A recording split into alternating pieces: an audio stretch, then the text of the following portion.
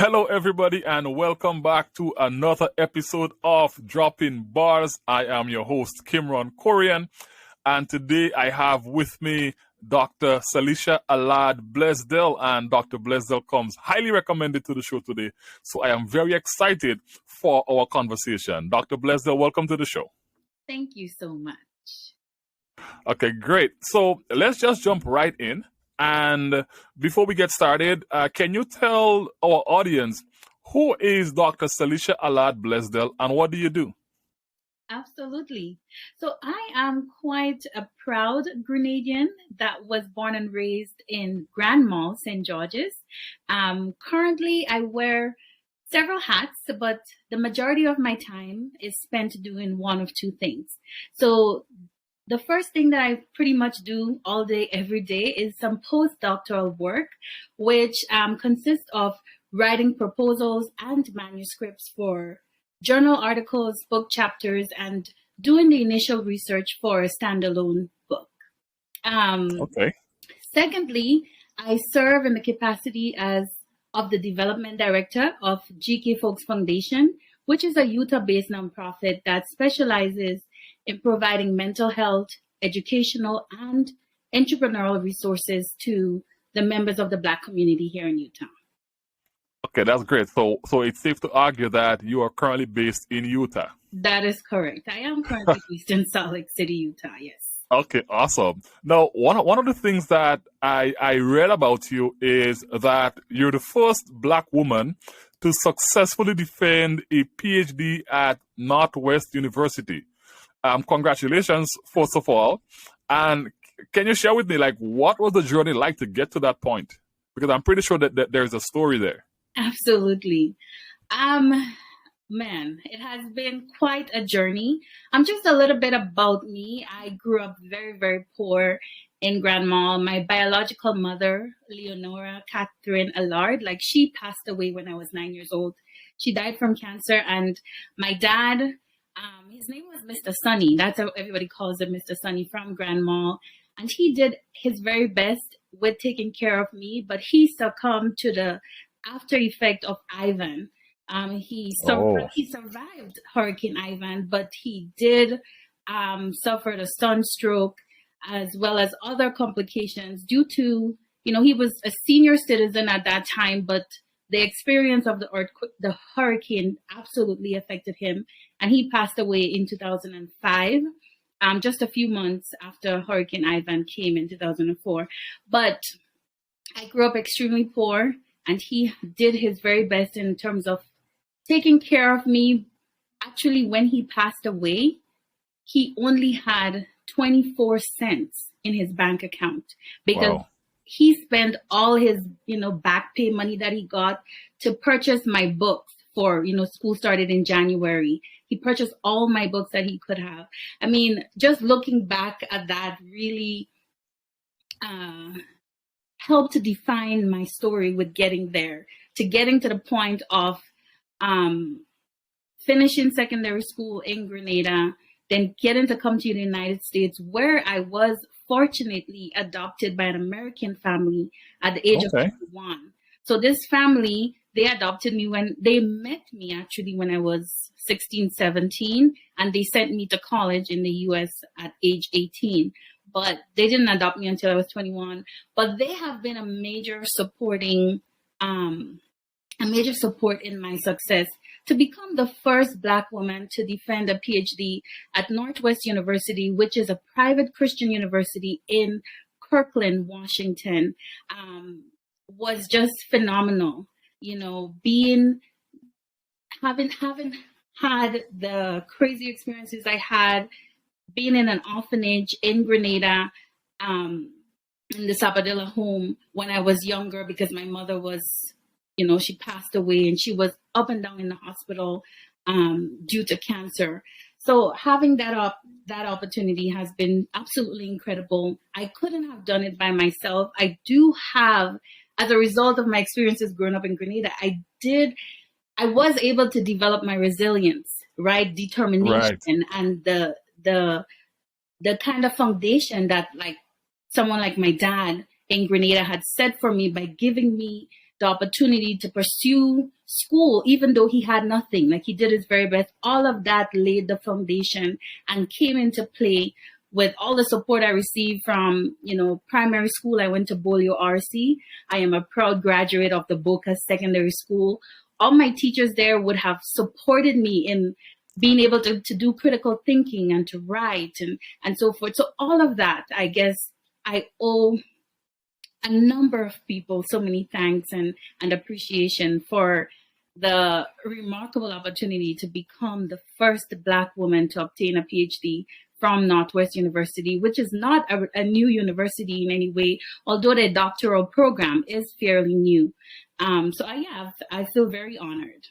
Wow, that's an amazing story, and it just goes to show that it doesn't matter what your start in life is like. You get to shape the outcome, and it's so amazing that you had so many people around you to support you despite what was happening, despite what was happening with your mom passing away due to cancer, your dad succumbing to his illness after Ivan, and here you are today, like doing a wonderful job. And wow, congratulations to you. You deserve all the flowers you can get right now. Mm-hmm. And one of the things, and let me take a look real quick so I don't mix it up. I know that your dissertation looked at Caribbean youth who live in under-resourced communities, right? Now, I want to ask you two questions on that. One, did you choose that topic because of your upbringing? And two, what were some of the findings or some of the major findings that came from that? Absolutely. Thanks for both of your questions. And yes, I absolutely chose that topic, and even the reason to do an international study. So many of my colleagues did a study here in the United States or in the state of Washington, where our school is located. But I was very fortunate enough to find a research chair who believed in me and also encouraged me to pursue my goals, like my initial, like what I really wanted to do. And because I grew up in Grenada, growing up very, hard, and I know that there are a lot of other Grenadians and even Caribbean youth across the different countries who are in the same situations that I was in, like as a young girl growing up. I really wanted to explore the resilience of youth who are from under-resourced communities. And in terms of my findings, oh my goodness, it was remarkable. And I cannot even tell you how absolutely proud and how honored and humbled and exhilarated I feel as a result of the findings. So first, I look at engagement in extracurricular activities such as, PAN, music club, netball, those kind of things. I looked at students' levels of engagement in extracurricular activities, as well as their observation of the leaders of those programs, like observing the traits. Like I looked at 5 specific traits of those leaders. So looking at how likely was the students' resilience score to increase if they either had high engagement or they noticed those leaders exhibiting those specific traits that I was measuring. And it was so remarkable. I found that the students scored high resilience. Like it was the resilience instrument that I used was one that was designed in Australia, and it was actually validated in the UK in 2016 with some students the same age range as my sample population. And to see that the 150 students that I was able to sample from 4 secondary schools in Grenada, to see that 95% of them scored either average or high resilience. Only 5% scored like low on the resilience score, which tells me that despite the struggles of these youth who are living in under-resourced communities, who are attending some of Grenada's most academically disadvantaged schools, who reported that their household was included 5 or more individuals and was headed by a single individual, most of the time just a mom. To see all of that and knowing all of the struggles or that comes with living within under-resourced communities, and to see that the students actually score high resilience was absolutely amazing. And I guess that is testimony to the fact that, again, there is a lot more Dr. Salisha Allard-Blaisdell currently in Grenada at the moment, despite coming from tough backgrounds, tough economic situations. We're a resilient people, and you did that. Your sample size came from, you said 4 secondary schools in Grenada, but I'm pretty sure that can be extrapolated to represent the Caribbean region on a whole, right? Absolutely. So great. So now, going through, I know we sort of spoke about, what was your upbringing like in terms of, your familial situation and what happened with your mom and dad. And I know these were some like tough circumstances, but you overcame them. Now, when you started like your academic studies, I know that you went through your bachelor's, master's, and so, and to what you're doing now as working with nonprofit. And so, were there any other obstacles along that path that you had to overcome? Or did you think that, okay, I overcame the hardest part, so this will be smooth sailing? Absolutely. Right? But there was there any, was it smooth sailing once you started your degree, or did you have to overcome further obstacles? And how did you? Oh yeah, we always tell ourselves it's gonna be smooth sailing afterwards, and it never is. Like, there are always a number of obstacles. So, like, to work on my doctoral program, the courses were very rigorous, and I'm like, okay, if I finish the courses, then the part where it's fun, where you're doing research on a topic that is so dear to your heart, or actually writing things about it, that was going to be easy. But it wasn't. Like, I literally, and it's true for many other students who have told me that, you literally go through this brain block, a brain dead something, where you are not able to write. And it's like, I have been writing for all these years. Why can't I write right now? Like, right. You're not able to write. One of the things I have found is that you underestimate the time it takes to do something. For example, during my data analysis period, after collecting all my data and having to learn this software called SPSS and input the data and understand what, I ran an ordinal logistic regression statistical test, like learning all of that and figuring out how to do it, it took me a much longer time than I had anticipated it would. So those are just like some academic challenges that I had to navigate. And I also had some personal challenges. Before I began my doctoral program, like just a few months before, I got a divorce. I am a mother of a beautiful 9.5-year-old daughter. She's my nice. My joy. But I have two daughters, so yeah. Wonderful. But, going through a divorce, the divorce happens, but there is like the emotional trauma or whatever, like trying to grieve or, navigate all those emotions. It's like ongoing. It's not like right. The divorce is done and then you're good. It's ongoing. So having to deal with that while moving to a brand new state like Washington State, I've never lived there. I knew nobody there, but I moved there for a doctoral program. And it was hard. It was hard being a single mom for the first time because, you were married. We got separated sometime before the divorce actually happened, but moving away, being a single mom and trying to navigate taking, daughter to school while you were working on your doctoral degree, it was definitely some challenges. So what did I do?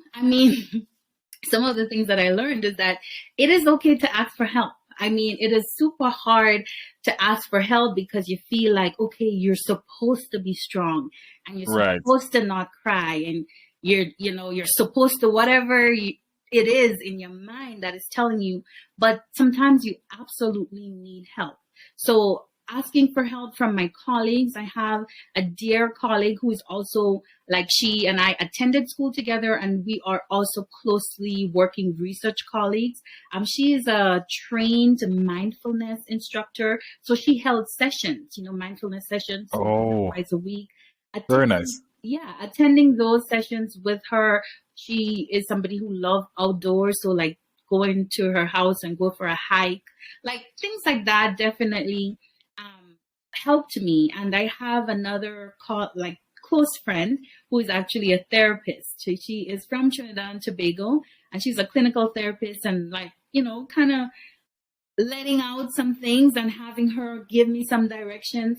Those are some, things that I did to help myself. And also a major part that a lot of people would not probably believe, I did a lot of crying. Like, I used to just cry. Like, sometimes you try to hold it in like forever and ever, but then there's one day where you just cannot hold it in and you cry the whole day, and I had to do what I needed to do to survive the struggles, or the obstacles that were coming my way, whether they were actual physical obstacles or emotional obstacles that were coming my way. I'm so happy that you shared that, and thank you so much for being vulnerable and sharing that with our audience, and the reason why is because you said it's okay to ask for help, and this message is so important because sometimes we always feel like when we ask for help, we're weak, or it means that we can't do things by ourselves or on our own. And no, that's not what it means. It takes a strong person to know when, hey, I can't do this by my own. I need help. So thank you so much for saying that. And additionally, you spoke about mindfulness, and I remember I was having, I don't know what was happening with me, but I was having trouble sleeping. I felt like I was having anxiety and so on. My wife recommended that, hey, why don't you just start like meditating and doing a lot of these mindfulness exercises and so on.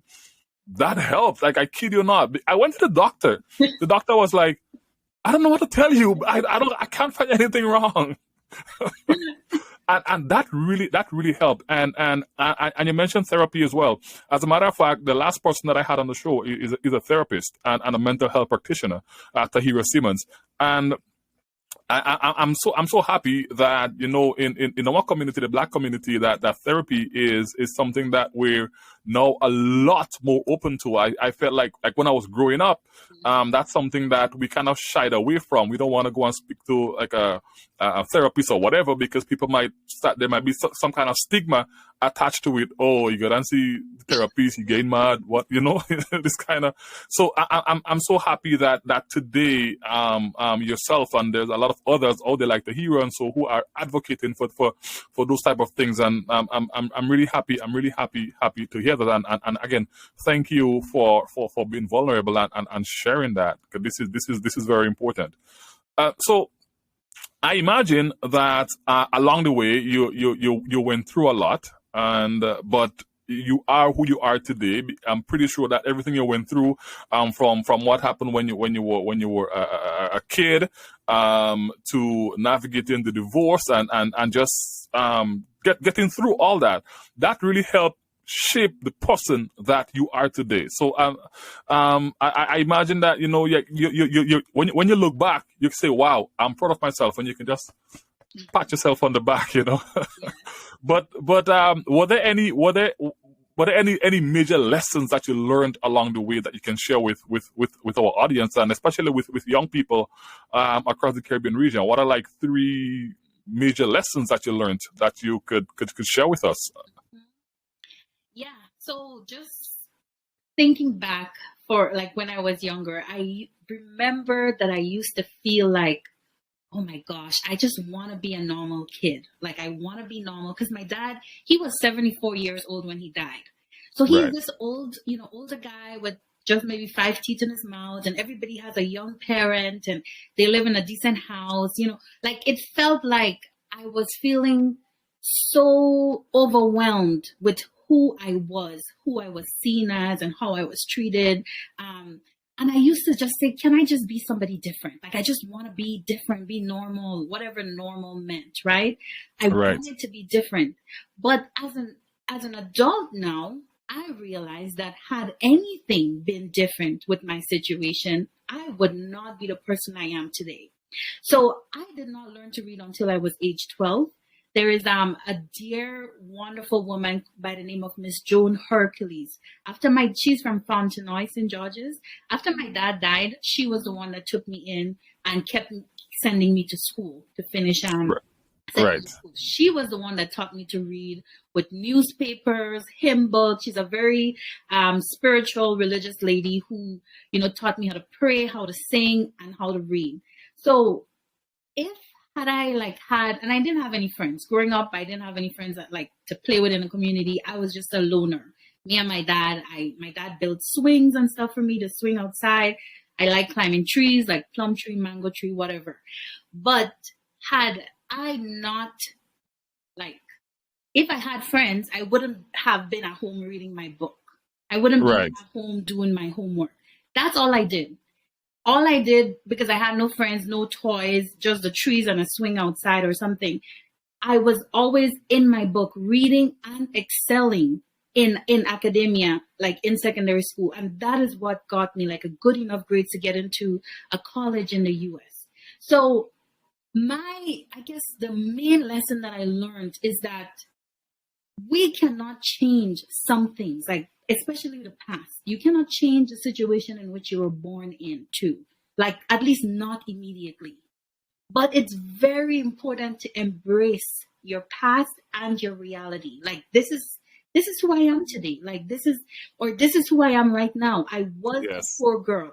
It's okay. You're poor, but then let that fuel your desire to become greater. Let those challenges, let that not hold you back, but propel you forward to launch into whatever it is that you truly desire.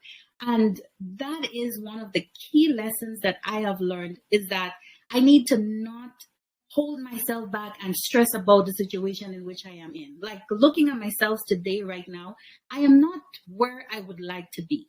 There is in different ways, as in terms of family life or professional growth. I'm not exactly where I would want to be, but I am here now.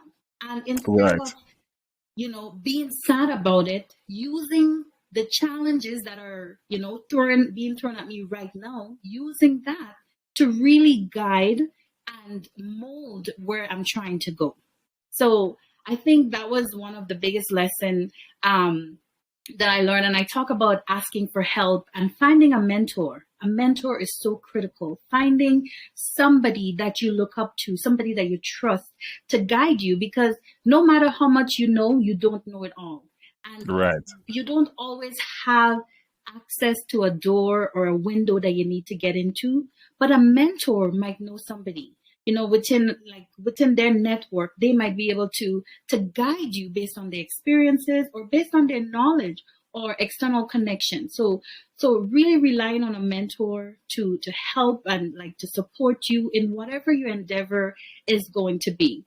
And I know I did write one thing here on my screen that I really wanted to share in terms of what I really learned is celebrating small wins. So celebrating small wins means, to me, if you're currently in class right now, once you submit that paper that was due, or you finish that exam, give yourself a tap on the back, celebrate it. It might mean, for many students, doctoral students, or, new moms or something, taking a real shower is not something you get to do. You don't get to have 20-minute shower when you have 1,000,001 paper due.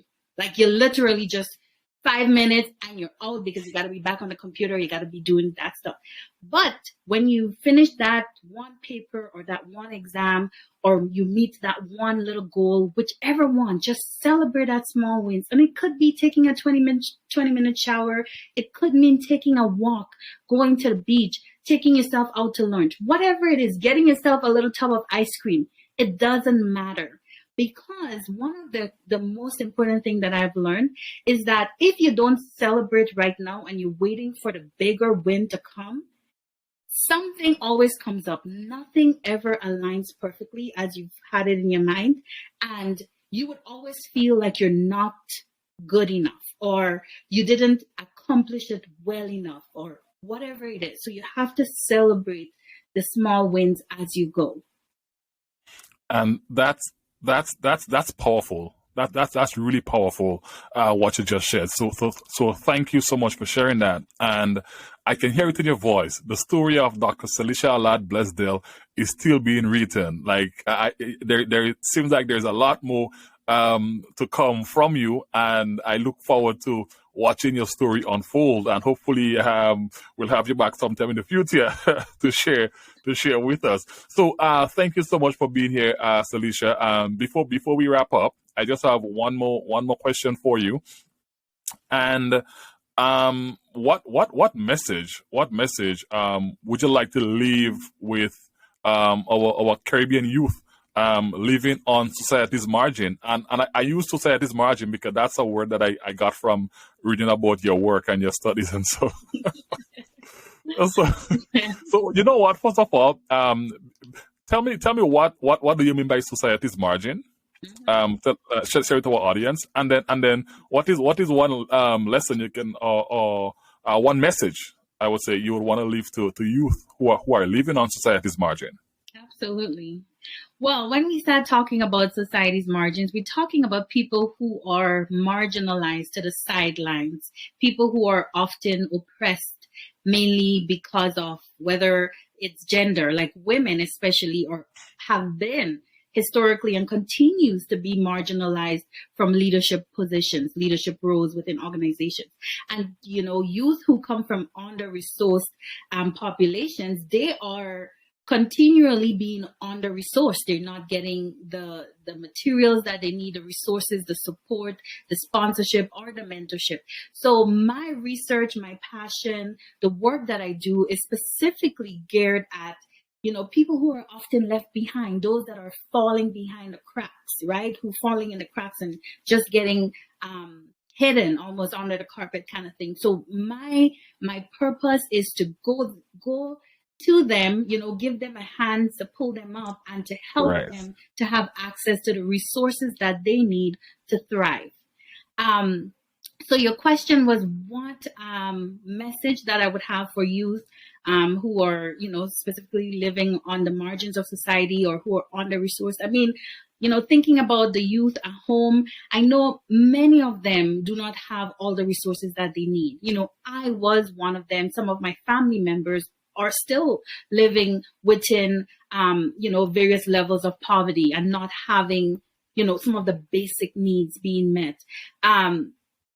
One of the things that I would like to share with, to tell them is that, hey, you are in a situation right now. It's not something that you can just automatically change right now.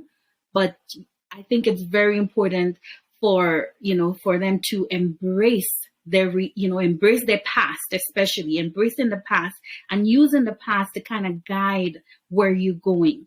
I think it's very important that you remember that you are not alone. Like, you are not the only one who is struggling without having sufficient food or school supplies or whatever it is. You're not alone. There's so many other people out there who don't have it. And I really want you to remember this specifically, that there are people out there such as myself who is spending every moment, every day, trying to find ways in which I can help to make a change, where I can support, these youth and other youths to come and really give others an opportunity, rally a group of people who have like-minded interests or desire to support any youth who live on the margins of society. So I look at, for example, I serve as a volunteer GED instructor for some Afghan women. So, these women who are now, they found refuge in the United States, and they are fully grown women, like in their 40s, early 50s, and they were denied an opportunity to get education in their country. But now they're trying to get like a high school degree so that they can go off to college. So I share that specifically to encourage the youth of the Caribbean to know that there are going to be opportunities there for you someday. May not be today, may not be tomorrow, but you have to keep in line. You have to keep going the path. You should never give up. Continue to stay resilient, continue to be hopeful, and know that someday, somewhere along the line, someone is going to be there to support you in terms of, achieving the goals that you could possibly achieve within this lifetime. Amazing. And what a great way to end. Thank you so much, Dr. Blaisdell, for coming on and dropping some major bars with us. I really appreciate you, and I really appreciate you taking the time to share your story and to just encouraging our young people from the Caribbean. I can tell that you're very passionate about our Caribbean youth, especially our youth on the margins of society. So thank you so much, and thank you for the work that you're doing, and keep doing a great job. Keep it up. And again, thank you everyone for tuning in to another episode, another week of Dropping Bars, and I will see you next week for another episode. Thank you very much, everybody. See you next week. Dropping Bars with Kimron Corion.